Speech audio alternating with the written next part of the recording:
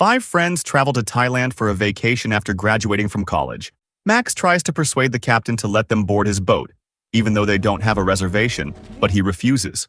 Nearby, Greg and Adrian cheer excitedly, which annoys Max, so she tells her boyfriend, James, to get them out of there. Sarah watches as her best friend once again works her charm to convince the captain to let them on board. Hey, sorry your lady castrated you back there.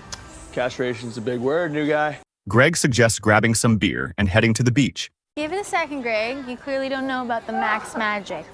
She's so funny. The group enjoys themselves to the fullest, completely carefree. Later, Max reveals that she landed a job with Sabrina Carpenter's swimwear line in Los Angeles. She explains that Sabrina's investment manager knows her dad from Yale, and she'll be running the brand's social media. Sarah thoughtfully reminds her that they had always planned to move to New York together. Max encourages her to come with her, but Sarah points out that she already accepted the New York job she worked so hard to get. I don't know anyone in LA. You'll know me. That's all you need to know. You and me. To the stars, Berto. Sighing, Sarah says they'll talk about it later and asks Max to join her for a swim. Max simply replies that she's tired. Sarah heads into the water by herself. Back on the boat, Adrian tells the group she's going to use the bathroom. Just then, the captain returns and announces that they're heading back. He asks where the other girl is, and Max replies that she's in the bathroom. Sarah shouts for them to come back, but the group can't hear her over the loud music. Moments later, she feels a sharp, stinging sensation on her thighs and is horrified to discover jellyfish surrounding her. She screams and desperately tries to swim away from them. Adrian returns from the bathroom and asks the group where Sarah is. Realizing they left her behind, they rush back to get her. How many were there? All of them. You guys left me.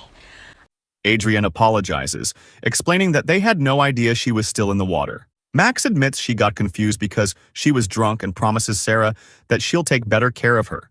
The tension between Sarah and Max still lingers. Max offers to have her father sue the captain if Sarah wants, but Sarah says she doesn't blame him. Max agrees, saying she's right and that it was just an accident. They were all partying, and Sarah had gone off on her own. I totally lost track of time. I thought you were on the boat, Sarah. But I wasn't. But I'm not in charge of everything, like every last detail. Since when? Frustrated, Max gets up and leaves. James follows after her. I know we left you for dead out in the open waters and now you're covered in welts, but let's not forget the real victim here, Max. Listen, you guys have been joined at the hip since sophomore year. I don't know, I think maybe a little LA, New York distance could be a really good thing. Minutes later, Max and James return. They both apologize at the same time, and the tension between them quickly fades. Night falls. Max apologizes to Sarah once again, but Sarah reassures her that it's okay.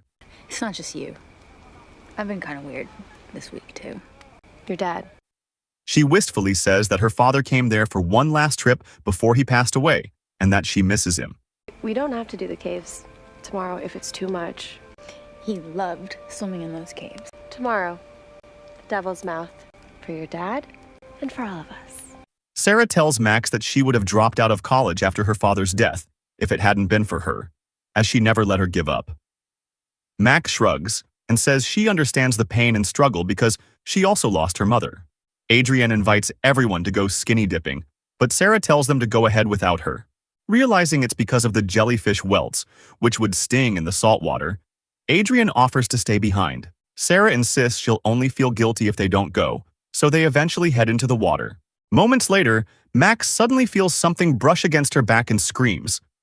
They discover it's a turtle with part of its body missing, as if something had taken a bite out of it. Disturbed by the sight, they leave the beach. The next morning, they head toward Devil's Mouth. Adrian curiously asks if they've reached Devil's Mouth yet. James points out that it's still far away and asks if they should have packed more snacks. Max smiles and says Sarah has it covered. Oh, you think of everything. Yeah, I blame my Boy Scout brothers. Always be prepared. Soon, they meet their cave guide, Watt. The group transfers to kayaks and takes in the breathtaking scenery surrounding them. Greg says his mom is going to love these photos. Greg, you mentioned your mom one more time. The guide explains that they're only at the cave entrance and that they'll reach Devil's Mouth soon. Adrian nudges Sarah to check out the handsome diver behind them. Watt tells the group they'll be taking the green route to reach Devil's Mouth. Max points to the red route and says it looks much cooler. Smiling, Watt explains that a major storm hit the area a few days ago, flooding the red route and making it better suited for scuba diving. Max clears her throat, and James immediately chimes in, saying he also thinks the red route is cooler. Soon, everyone agrees except Sarah, who points out that the green route is just as beautiful and much easier. Max disagrees and eventually persuades Watt to take the red route instead. Before they set off, Sarah asks for a life jacket. Curious about the welts on her legs, the diver asks what happened. Sarah jokes that she pissed off some jellyfish. Then he says they're lucky to be allowed into the caves considering tomorrow is the Thai New Year festival. He tells her that if she gets scared out there, she should just look down, and he'll wink at her with his flashlight. As everyone gets into the water, Sarah hesitates. Max reassures her that there are no jellyfish inside the cave. Sarah looks down and screams. Max asks what she saw, and Sarah says she spotted an eel. Watt tells her that eels live in the open ocean, not inside the cave, and says she must have been mistaken. Then Watt mentions that the next cave along the red route is special, and advises them to stay quiet. Sarah, I just want to tell you something. Before you go under, full exhale. Watt explains that they are now in the blue tunnel, where sunlight hits the white sand, revealing the path to the exit. They finally arrive at Devil's Mouth. As they enter, they notice countless bats clinging to the cave walls. Despite Watt's warning, Greg lets out a whistle, startling the bats. Sarah watches the spectacle in awe until Max tells her to hurry up. Watt checks on Sarah and asks if she's okay. She nods. He then explains that they're now inside Skeleton Cave, where a village once stood before a sinkhole caused it to collapse. He tells them that real human bones still lie beneath them. We are guests here. Caves are master. If you do not respect the caves, The bone cave? this is no joke. Sarah looks down at the diver below and gives him a wave. The group takes a moment to relax and snap a photo together. Greg then starts fooling around and tries to hang from a rock ledge, but part of it breaks away. Watt immediately scolds him, warning that the cave's rock formations are extremely fragile and that if the cave collapses, they'll all die. Watt then tells everyone they're about to enter the next cave. As they swim forward, the group notices dead fish scattered throughout the water. Watt mentions that they're saltwater fish carried in from the ocean. Curious, Greg asks how they managed to get inside the cave. That cave opens to the ocean through that passage. Yes, but the opening is very high. The storm could have flooded the ocean water in here, and the fresh water killed all the sea life. Watt asks Sarah if she's doing okay. She nods, before asking why he keeps checking on her. Watt admits that Max paid him extra to look out for her. I paid for the trip, so I'm the one who tips. No more special treatment, okay? Max asks Sarah how her jellyfish welts are. Sarah says they're fine. Is that why you put Watt on me? Oh, babe, you made such a big deal about me, not looking out for you the other day. Pay someone to infantilize me? Max simply asks Sarah for her knife, and Max carves their initials into the rock. The group resumes swimming. Watt warns everyone to be careful because the rocks are extremely sharp. Impressed, Sarah remarks that it's amazing how old the caves are yet so fragile. Limestone sinkhole is how the caves are formed. Suddenly, Adrienne cries out after one of the sharp rocks cuts her. Greg immediately panics. Max asks what's wrong, and Adrienne reveals that Greg is afraid of blood, urging everyone to help calm him down. Well, when I was a kid, my brother pranked me. It was a fake bike accident. He used ketchup as blood. Sarah tapes up Adrienne's wound and asks if she's okay to continue. However, Watt explains that, according to safety policy, they must turn back if anyone is injured. Max protests, saying she read that the last cave is supposed to be the most beautiful. Sarah reminds her that Adrienne is bleeding, so Max says she will go on by herself. Meanwhile, the diver is devoured by a shark. Max eventually convinces the group, and they continue toward the final cave. Watt asks everyone to switch off their lights.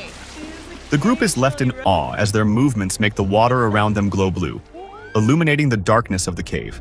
After a while, Watt says it's time to head back, but the group asks for a little more time. He reluctantly agrees to give them 2 more minutes. Sarah offers Adrienne her life jacket, and Adrienne gladly accepts it. She then dives into the water and notices a cloud of blood drifting past. Looking closer, she spots the injured diver. Trembling, she tells the others that he's hurt. Just then, the diver's goggles float by, with a shark tooth wedged inside them. Watt says, "Shark." The group immediately panics. Watt urges everyone to stay calm, but they continue talking over one another. Sarah shouts for everyone to be quiet and listen to Watt. Watt tells them they need to keep moving, but Max asks how a shark could possibly be in freshwater. There are sharks that can do fresh and salt water. Okay, but how did it get into a cave? Did it order a goddamn Uber? Sarah insists they need to follow Watt, while Greg anxiously says he still hasn't called his mother. The group continues arguing. Watt tells them he's leaving and says they can follow him if they want. Sarah suddenly realizes that Watt has already gone. They swim toward another cave in hopes of reaching an opening. Along the way, Sarah asks Adrienne if she's okay. Adrienne says the tape on her wound is coming loose, and Sarah promises to fix it once they reach safety. A moment later, Adrienne notices Greg is missing and calls out his name. Max tells her to keep her voice down. They soon find Greg breathing heavily and realize he's having a panic attack. James reassures him that they'll get out of there soon and asks Adrienne to give Greg the life jacket. As they continue swimming, Adrienne glances behind her and sees the shark charging straight toward them. She screams. The shark attacks Greg, repeatedly slamming him against the rocks. Desperate to save him, Adrienne grabs his hand, but the shark drags them both underwater. Moments later, only Adrienne resurfaces, sobbing uncontrollably. To escape the shark, the group climbs onto a rocky ledge. Adrienne is bleeding heavily from cuts she suffered on the sharp rocks after being dragged underwater. Sarah says she'll take care of Adrienne's wounds so they can get back into the water and escape. But Max points out that the shark can smell the blood. James notices the shark and identifies it as a bull shark, explaining that it can survive in both saltwater and freshwater, just as he mentioned earlier. He adds that they're incredibly aggressive. Adrienne breaks down in tears, saying Greg called his mom every single night. Max says she can't believe Watt abandoned them. Sarah reminds her that none of them were listening to him. Still hopeful, Max says Watt can swim much faster than they do, so he'll probably get help. What are you looking at? I'm trying to see where he might have gone. The dead fish cave is next, then there's the bat cave. And then we're so close. He could have gone this way. It's kind of like a honeycomb. There's super narrow tunnels, so maybe the shark couldn't follow. Oh, babe, it's a waste of time. Watt is gonna send for help. Meanwhile, Watt swims toward a narrow cave tunnel. He dives in, only to come face to face with the shark. He desperately tries to climb back up, but slips and falls into the water, where the shark attacks and kills him. The group hears his scream. Realizing what happened, Sarah sadly says that no one is coming to save them. Sarah tells the group that the next cave leads to an opening into the ocean. Max points out that while they have a map of the caves, they don't have one of the ocean, so they wouldn't know where the opening would spit them out. Max tells Adrienne to stay put while the rest of them go for help, but Adrienne tearfully begs them not to leave her there alone to die. Why don't we all just wait here? When someone realizes Watt hasn't come back... Max points out that the Thai New Year has begun, and everyone is on holiday. Sarah offers to stay behind with Adrienne and tells Max and James to go. Max agrees and asks Sarah for the map, but James sides with Sarah, saying it doesn't feel right to leave one of their friends behind while she's injured and bleeding. Frustrated, Max decides to go alone and reaches for the map. Adrienne says no and tries to snatch it, but loses her balance and falls into the water. At the last second, the others pull her back onto the ledge while the shark becomes wedged in a narrow gap beneath them. Moments later, Adrienne loses her footing and falls into the water. The shark breaks free from the gap and fatally attacks her. The trio mourn Adrienne's death. Picking up the map, Sarah quietly says she's never seen anyone die before, but now she's witnessed 2 deaths. Sarah insists they should head for the ocean outlet, but Max shakes her head and says they need to make their way to the honeycomb caves, where the shark can't follow them. Sarah argues that the ocean outlet is much closer. Max points out that the shark came from the ocean and says she's willing to bet there are more waiting out there. Sarah argues that they'd stand a better chance of escaping the shark in the open ocean than inside the cramped caves. Honestly, I think what Sarah is saying makes a lot of sense. Are you saying I can't take care of my friends? You always do this! You twist things! Being with you is tiring. Max gets into the water. Sarah pleads with him not to go. James says he can't let Max go alone. With no other choice, Sarah follows them. She points toward the ocean outlet, hands the map to Max, and says, But you're right, we don't know what's on the other side, so we'll try it your way. Looking over the map more carefully, Max realizes they're in Skeleton Cave, which connects to the honeycomb tunnel. She says there's an underwater entrance marked on the map and asks James and Sarah to wait while she checks it out first. Look, I made a call back there. We let her go off on her own. How's that any better? Then what happened to you yesterday? Because I'm not the one who swam away, I'm the one who got left behind. Don't pretend like you're not part of the problem. You let her be in charge. After resurfacing, Max says she found it. The three of them dive into the water and swim to the opening before resurfacing. Max tells them they'll have to climb up from there. The three carefully climb upward until they reach a narrow tunnel. They crawl inside, but a few minutes later, James accidentally dislodges a rock with his foot.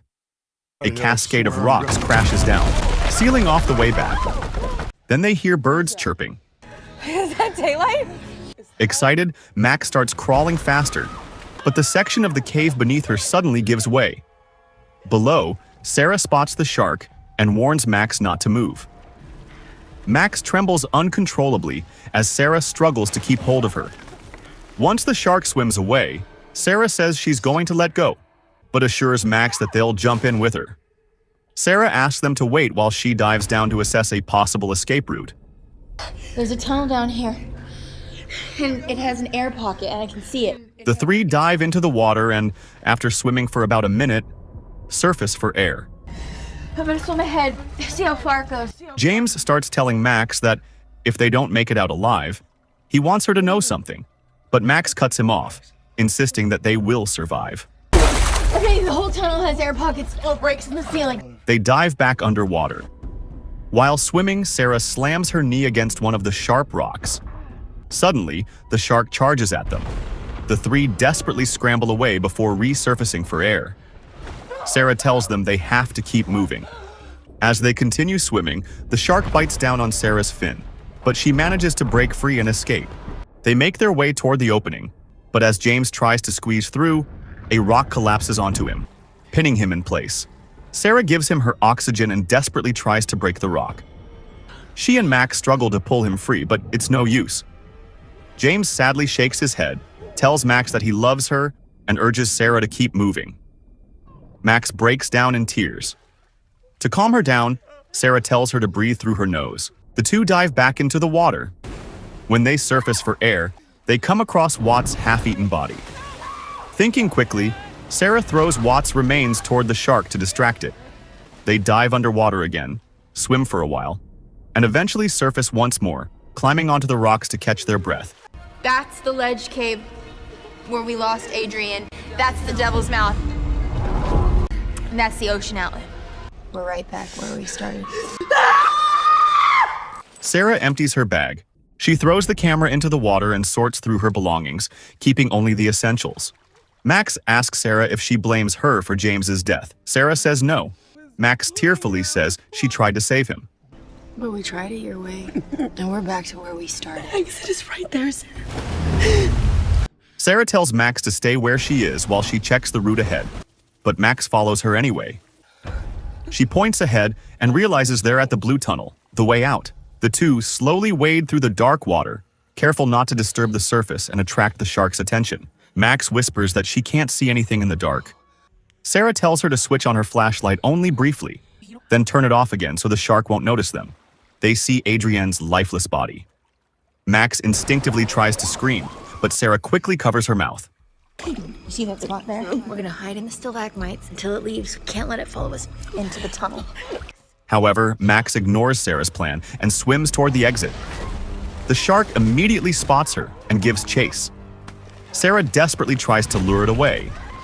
As it charges after Max, it repeatedly slams into the rocks, causing them to collapse and seal off the tunnel. Sarah then lights a flare, drawing the shark's attention away from Max. Sarah asks Max if she can still swim. Overwhelmed, Max loses consciousness. Sarah manages to pull her toward the ocean outlet. When Max comes to, she breaks down, saying she and James will never get to move to Los Angeles together. Sarah reassures her that once they get out of there, she can go wherever she wants, and they'll both have time to learn how to live with the loss of their friends. Therapy. New York is probably better for therapists. Sarah then tells Max she's going to check the ocean outlet. Sarah climbs up to inspect it, but all she can see below are rocks. She tells Max there's nothing but rocks beneath them. Max asks if she can climb down using the rope, but Sarah says it isn't long enough.